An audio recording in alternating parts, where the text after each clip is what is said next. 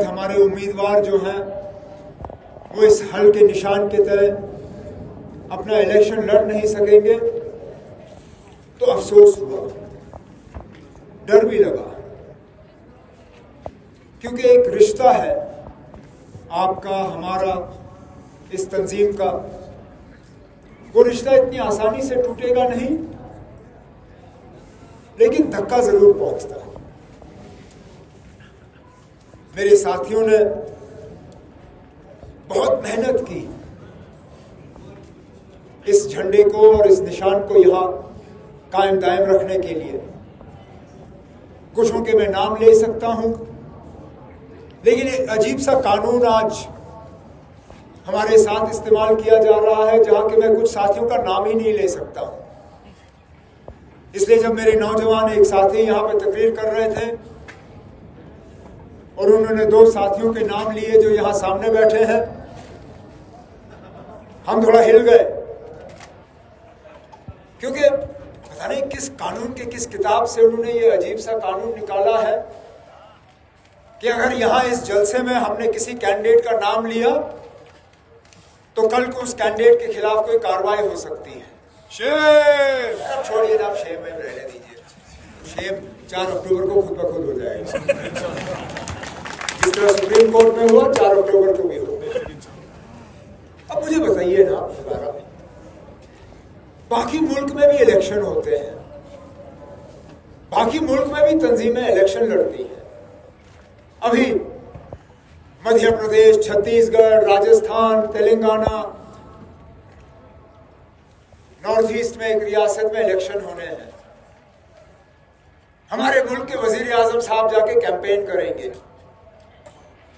क्या स्टेज पे बिना अपने कैंडिडेट का नाम लिए वापस चले जाएंगे? और क्या अगर वहां पे उन्होंने कैंडिडेट का नाम लिया तो क्या वहां पे पहुंचने के लिए जो जहाज, हेलीकॉप्टर, गाड़ी, माइक, स्टेज, कुर्सी, टेंट, खाना पीना, ये सब खर्चा जो बीजेपी को बर्दाश्त करना होगा, क्या ये उस कैंडिडेट से लिया जाएगा? अगर वहां पे नहीं तो यहां पे क्यों? सिर्फ इसलिए क्योंकि आपको पैरों तले जमीन जो है वो खिसकती हुई नजर आ रही है और आपको लगता है कि अगर मैं श्रीनगर से आया और मैंने अपने साथियों का नाम नहीं लिया तो शायद इनको वोट नहीं मिलेंगे। अरे राम, अगर मैं यहां आके जलसा भी नहीं करता तब भी मेरे जो उम्मीदवार यहां सामने बैठे हैं आपकी जमानत जब्त करके यहां से कामयाब होकर जाते हैं। इनका नाम लेने से ना इनका एक वोट ज्यादा बढ़ेगा, ना इनका नाम ना लेने से इनका एक वोट कम हो जाएगा। बल्कि मुझे लगता है इनका अगर मैं नाम ना लूं और लोग समझ जाएं कि क्या साजिश के तहत मैं अपने साथियों का नाम नहीं ले सकता हूं, तो शायद आपके 5-10 वोट कट के इनके हक में चले जाएंगे। मुझे पूरा भरोसा है। अजीब सी जिद। 2019 के बाद ये मेरा तीसरा दौरा है करगिल का, लेकिन ये पहली मर्तबा है कि 0 पॉइंट पे मुझे अपनी सिक्योरिटी छोड़ के यहां आना पड़ा। क्या ना, अल्लाह का शुक्र है कि ऊपर वाले का बहुत दिया हुआ है। ना मैं इनकी गाड़ी में बैठता हूं, ना मैं इनकी गाड़ी में इनके पैसे से तेल भरता हूं, ना मैं इनके डाक बंगले में रहता हूं, ना इनके भरोसे में खाना खाता हूं।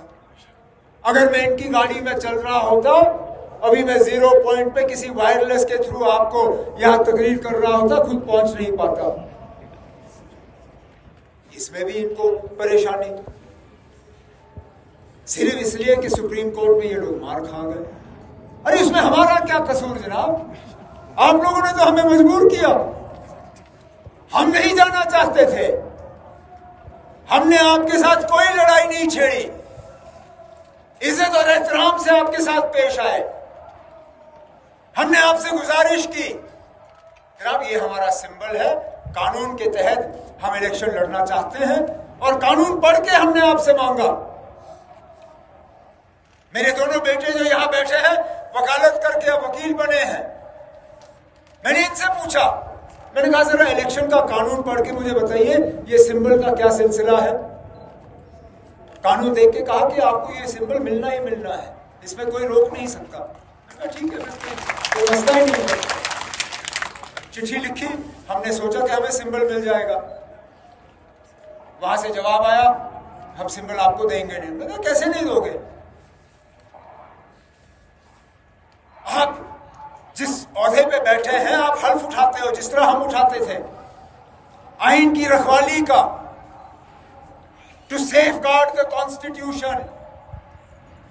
अब आप ही बैठ के वहां इसकी धज्जियां उड़ाओ, इस बात की तो हम इजाजत नहीं देंगे। बोला ठीक है ना, हम हाई कोर्ट चले गए। हम हाई कोर्ट, एक वकील ने हमारे हक में फैसला किया, हम बहुत खुश हुए।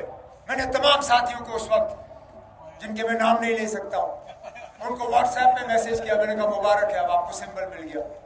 हमें क्या पता था कि 4 दिन बाद 600 पेज, अंदाजा लगाइए, कोई 1 पेज नहीं, 5 पेज नहीं, 10 पेज नहीं, 600 पेज की किताब इन्होंने तैयार करके हाई कोर्ट में दर्ज कराई। 600 पेज पे लिखा कि हमें सिंबल क्यों नहीं मिलना चाहिए। वहां 2 जजों के सामने बात आई, दोनों ने हमारे हक में फैसला किया।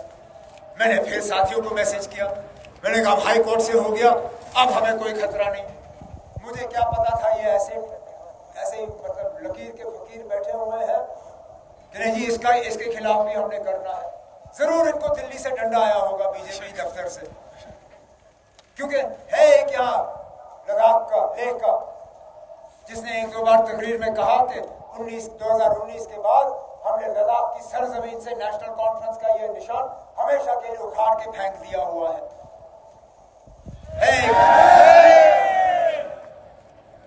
अब उसको शायद ये चिढ़ थी कि मैंने अब पब्लिकली जलसे में कहा कि ये निशान गया, अब अगर इनको निशान मिला तो मेरी बेइज्जती होगी, तो वहां से और दबाव लाया। इन्होंने बड़े बड़े वकील किए, सुप्रीम कोर्ट में गए। इनको सुप्रीम कोर्ट से ऐसे जूते पड़े कि शायद जिंदगी में ये कभी भूलेंगे नहीं।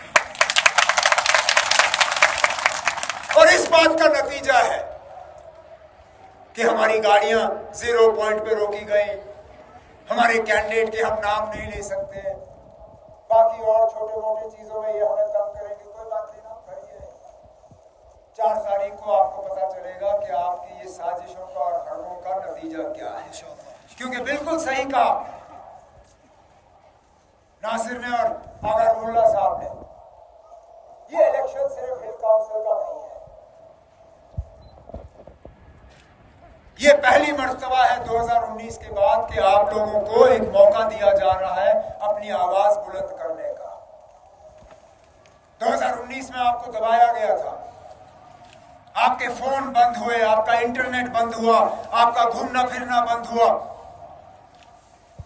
दबाया गया था यहां कि यहां से कोई यूटी के खिलाफ आवाज ना उठे।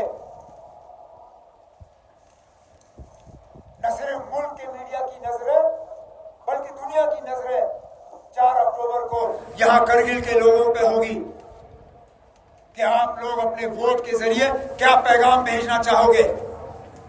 क्या उस पैगाम में आप 2019 5 अगस्त की बात जो है उसको कबूल करोगे या उसके खिलाफ अपनी आवाज बुलंद करोगे? सिर्फ ये फैसला आपने करना है। मुझसे पूछें तो 5 अगस्त 2019 के बाद आपका सिर्फ नुकसान हुआ, फायदा कहीं नहीं हुआ, नया कुछ नहीं आया।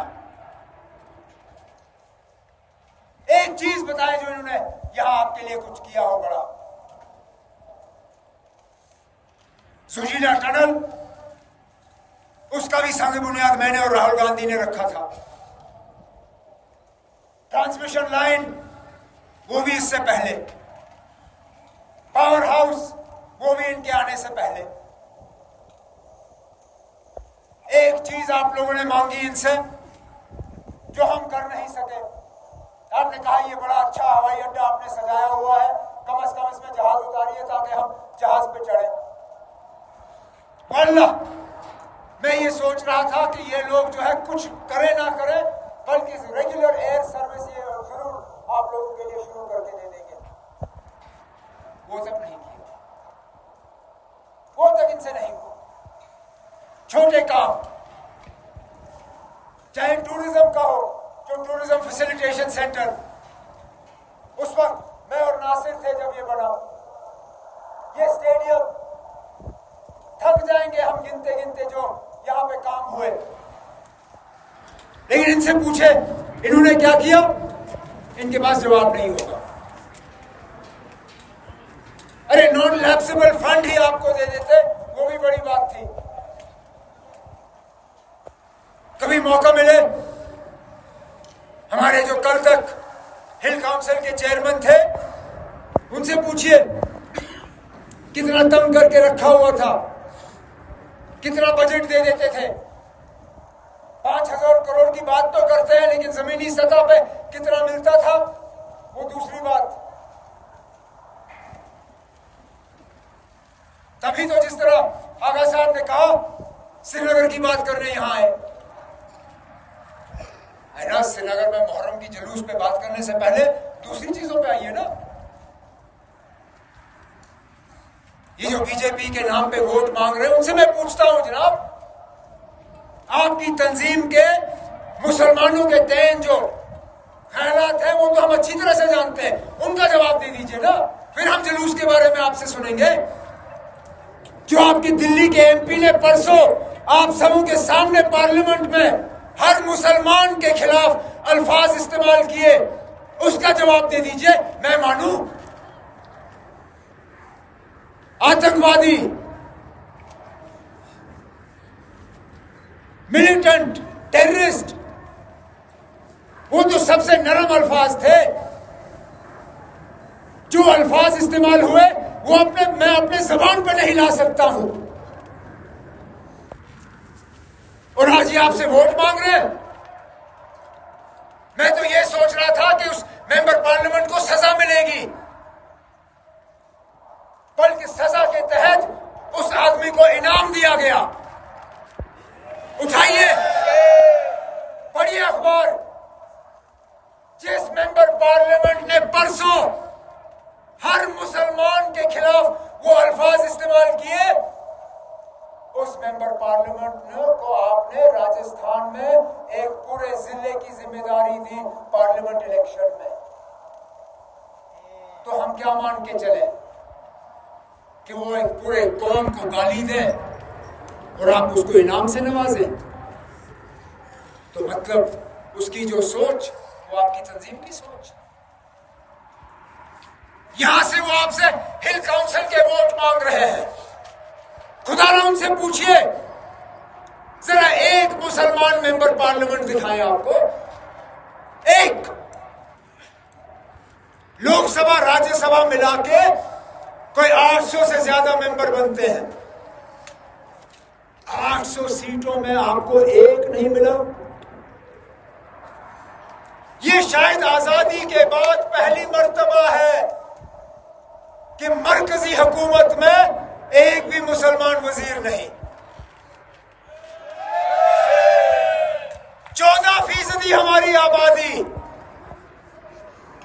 खुदारा मुझे बताए ना, 20-22 करोड़ में आपको एक नहीं मिला जिसको आप वजीर बना सकते थे।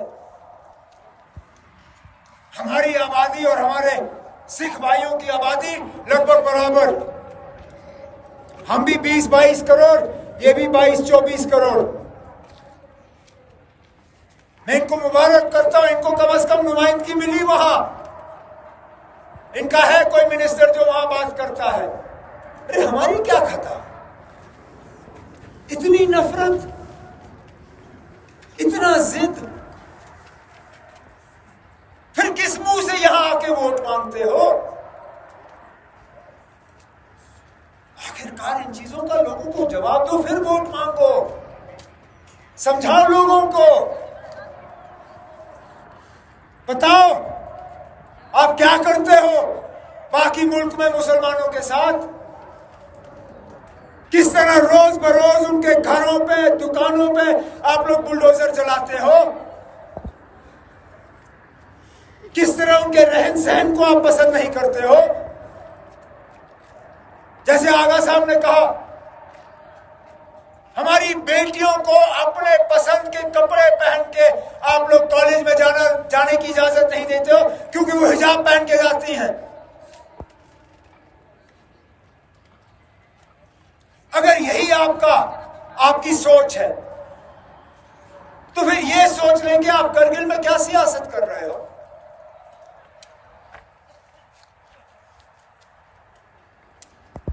नुकसान हमारा किया, आज नहीं तो कल कश्मीर में, जम्मू कश्मीर में इलेक्शन होंगे, वहां हुकूमत बनेगी, लेकिन अफसोस उस हुकूमत में कमर अली आखून साहब मिनिस्टर नहीं होंगे। उस हुकूमत में मेरे साहब मिनिस्टर जो मेरे साथ नौजवान जिनका मैं नाम ले नहीं सकता हूं आज, वो भी नहीं होंगे। मेरे नुब्रा के साथी सिद्धन, वो भी नहीं होगा। क्यों? क्योंकि आपके एमएलए नहीं बनेंगे, नहीं होगा आपका एमएलए, कोई मिनिस्टर नहीं होगा आपका, नहीं बनेंगे आपके एमएलसी, आपका राज्यसभा का मेंबर नहीं होगा। खोखला करके छोड़ दिया। बाहर से लोग आते हैं, अपनी मर्जी के मुताबिक यहां राज चलाते हैं और चले जाते हैं। आधे से ज्यादा को तो यहां की ज्योग्राफिया का भी पता नहीं होगा। ये हाल करके रखा आपका। कहने के लिए तो हम जमहूरियत, अपने आप को जमहूरियत की मां समझते हैं। अक्सर बेशतर आपने सुना होगा मदर ऑफ डेमोक्रेसी। जो हाल ही में दिल्ली में वो G20 का भी शोशा हुआ, उसमें भी जमहूरियत जमहूरियत जमहूरियत। लेकिन कहीं कहा आपकी जमहूरियत जब करगिल के बारे में इतना बड़ा फैसला लिया गया? क्या यहां के आवाम से पूछा? चलिए उस वक्त नहीं पूछा, लेकिन आज तो सुनिए, आज तो लेह के लोग भी यूटी नहीं चाहते। हो गई उनको तसल्ली। हम उनको उस वक्त भी कहते थे ना, ये यूटी जो है आपको बहुत भारी पड़ेगा, लेकिन जब तक फैसला हो गया होगा फिर आप वापस नहीं आ सकोगे। उनमें से ज्यादातर लोगों को भी तसल्ली हो गई यूटी की। वो कहते हैं हमें रियासत दे दो, हमें असेंबली दे दो, हमें 370 का वो सारा दे दो जिससे हम बच जाएंगे। अरे भाई, कुछ सारा कुछ तो 5 अगस्त 2019 से पहले तो आपके पास था।